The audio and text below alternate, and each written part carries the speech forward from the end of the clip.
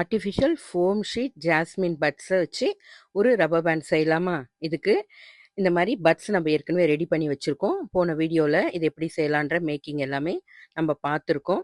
இந்த பட்ஸுக்கு கீழே இருக்கிற அந்த ஸ்டெம் கீழே இருக்கிற எக்ஸஸ் பார்ட் எல்லாத்தையும் கட் பண்ணி நம்ம எல்லாமே ஒரே ஈவன் ஷேப்பாக ரெடி பண்ணி வச்சுக்கலாம். அதுக்கப்புறம் ஒரு வேக்ஸ் ஸ்ட்ரிப்பு, ரப்பர் பேண்டு, இதுதான் நம்மளுக்கு தேவையான பொருட்கள். ஒரு பாட்டில் கேப் எடுத்துக்கிட்டு அந்த வேக்ஸ் ஸ்ட்ரிப்ஸ் மேலே ஒரு சர்க்கிள் போட்டுக்கலாம். நம்ம ஒரு ரப்பர் பேண்டு ஃபிக்ஸ் பண்ணுறதுக்கு 2 சர்க்கிள் வேணும்.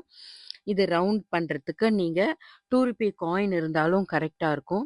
அப்படி இல்லைன்னா மார்க்கெட்டில் கிடைக்கிற இந்த ப்ரோ சர்க்கிள் இருக்கு இல்லையா, அதுலேயும் நம்ம ரவுண்ட் போட்டுக்கலாம்.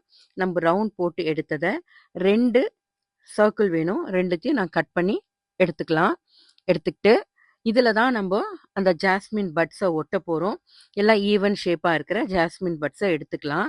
ஜாஸ்மின் பட்ஸுக்கு நடுவில் கொஞ்சம் போலன்ஸ் வச்சா நல்லா இருக்குன்றதுனால நான் கோல்டன் போலன்ஸ் வந்து ஒரு 2-3 போலன்ஸ் எடுத்துக்கிறேன். இப்போது நம்ம ரெடி பண்ணியிருக்கிற ரவுண்டில் நம்ம க்ளூ அட்டாச் பண்ணி ஜாஸ்மின் பட்ஸை ஒட்ட போகிறோம். இது வந்து கொஞ்சம் நிதானமாக தான் ஒட்டணும். ஒரு ட்ராப் க்ளூ அட்டாச் பண்ணிவிட்டு ஒரு jasmine but at a time ஒரு ட்ராப் க்ளூ ஒரு பட்டு வச்சுட்டு நம்ம ஷேப் பண்ணிக்கிட்டே வரணும். இது க்ளூ வந்து ரொம்பவும் ஹீட் பண்ணிட வேண்டாம். லைட்டாக ஹீட் பண்ணிவிட்டு நீங்கள் லைட்டாக அப்படி டச் பண்ணால் போதும். ரொம்ப ப்ரெஸ் பண்ணிங்கன்னா நிறைய க்ளூ விழுந்துடும், கைக்கெல்லாம் ஒட்டிக்கும். கொஞ்சம் நிதானமாக ஒரு ட்ராப் க்ளூ, நம்ம ஜாஸ்மின் பட்டு ஒன்று, அந்த மாதிரி பக்கத்தில் கீழ் சைடே அரேஞ்ச் பண்ணிட்டு வரலாம்.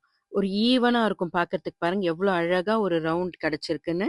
இதுக்கப்புறம் அடுத்த லேயர் எப்படி ஒட்ட போகிறோன்னா கொஞ்சம் மேல் பக்கமாக ஃபேஸ் பண்ண மாதிரி ஒட்ட போகிறோம்.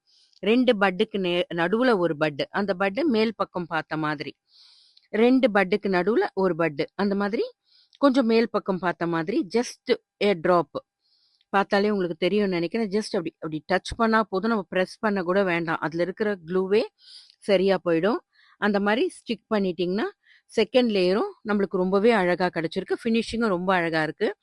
அந்த சூடு இருக்கும்போது லைட்டாக கையில் டச் பண்ணி நல்லா செட் பண்ணால் செட் ஆகிடும். நான் மேலேயும் ஒரு பட்டை கட் பண்ணி பேஸ்ட் பண்ணிட்டேன். பார்க்கறதுக்கு ரொம்ப அழகாக இருக்குது பாருங்கள். ரியல் ஒரு மல்லிப்பூவில் செஞ்ச ஒரு சண்டு மாதிரி இருக்குது. உங்களுக்கு இது இப்படியே இருந்தால் போதும் அப்படின்னு நினச்சா அதோடைய நீங்கள் பேண்ட் ஃபிக்ஸ் பண்ணிக்கலாம்.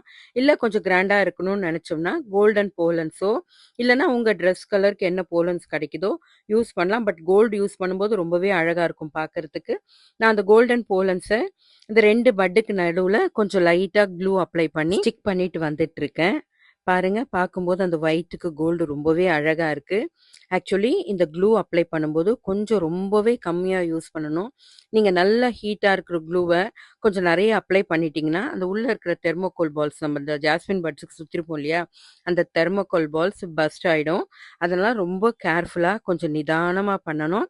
ரொம்ப ஈஸி, நம்ம ப்ராக்டிஸ் எடுக்க ரொம்ப ஈஸியாக நம்மளால் பண்ண முடியும். பாருங்கள், ஃபர்ஸ்ட் லேயர் ஆஃப் பட்ஸ் எல்லாமே அந்த போலன்ஸ், கோல்டன் போலன்ஸ் ஃபுல்லாகவே அட்டாச் பண்ணிட்டோம். இது போடுனாலும் நீங்கள் நிறுத்திக்கலாம். இல்லை எனக்கு இன்னும் கொஞ்சம் கிராண்டாக வேணும்னு எனக்கு பட்டுது, அதனால் மேலே அந்த டாப்பர் லேயரில் இருந்ததுங்களா அங்கேயும் நான் மிச்சம் இருக்கிற கோல்டன் போலன்ஸை 1 by 1 அந்த நடுவில் இன்சர்ட் பண்ணி விட்டுருக்கேன். பார்க்குறதுக்கு எவ்வளோ அழகாக இருக்குது பாருங்கள். இதுக்கப்புறம் இது ஒரு 2 minutes இருந்தாலே போதும், செட் ஆகிடும். எனக்கு க்ளூ ஸ்டிக் கிடைக்கலன்றவங்க B7000 க்ளூ அப்ளை பண்ணிக்கலாம். பட் அது வந்து கொஞ்சம் டைம் எடுக்கும். கொஞ்சம் ஒன்று பேஸ்ட் பண்ணிவிட்டு கொஞ்சம் நம்ம ஹோல்ட் பண்ணுற மாதிரி இருக்கும். அடுத்தது நம்ம அந்த பேண்ட் அட்டாச் பண்ணலாம். அதுக்கு நம்ம ஏற்கனவே இன்னொரு ரவுண்ட் எடுத்து வச்சுருக்கோம் இல்லையா, அந்த ரவுண்டை சிசரில் கொஞ்சம் ஒரு கட் பண்ணிவிட்டு எடுத்துருக்க ரப்பர் பேண்டை அது உள்ளே இன்சர்ட் பண்ணிவிடுங்க.